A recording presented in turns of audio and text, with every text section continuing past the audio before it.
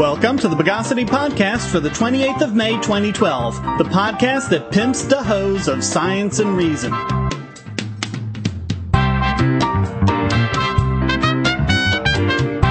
This is your host, Shane Killian. Let's prank call the news of the bogus.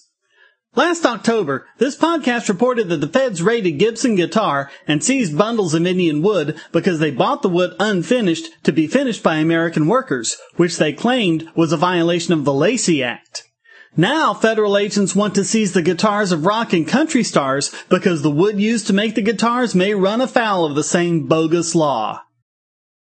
It was just a fun and harmless prank. 6 students at Clayton, Indiana's Cascade High School, with the permission of a school board member, got a custodian to let them in after hours, where they covered the windows and the glass front doors with colorful Post-it notes.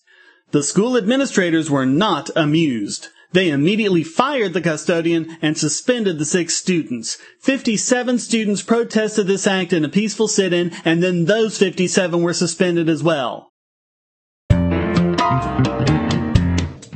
The House Subcommittee on the Constitution, try to say that without cracking up, had a hearing to discuss a bill that would ban all abortions after 20 weeks of pregnancy in the District of Columbia.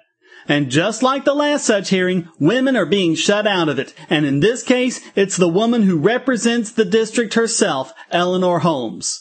Wow, how transparent can you get? With this one act, they show that not only do they not care about women, they don't even care about representing the people this law is going to affect. This bill and everything around it is nothing more than election year pandering to backwards conservatives who still haven't left the Bronze Age. It seems that the only thing Congress hates more than restrictions on meddling in our private lives is when private companies come out and prove they can do a better job.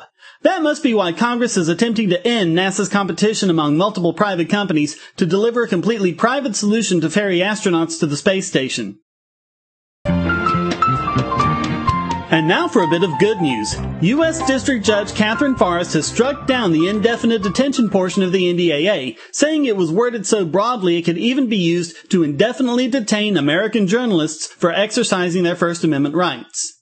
She also said the law was unfair because it subjects people to the threat of detention even when they had no intent or knowledge that they were putting themselves at such a risk. And now it's time to miscount the miscreant that is this week's biggest bogon emitter. The state of Maryland has denied a spot on the ballot for the Libertarian and Green parties by throwing out a whopping 60% of the petition signatures gathered. And now, the Maryland Court of Appeals has upheld this denial unanimously, 7-0.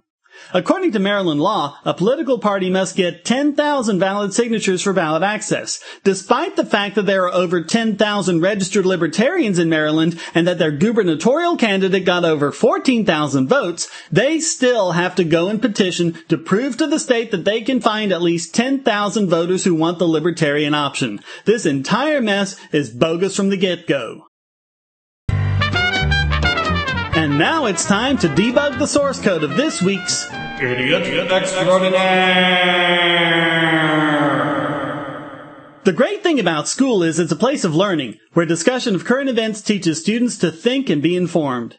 Except apparently when you criticize the president. At least that was the case in Tanya Dixon Neely's class, where she yelled at a student for just that reason.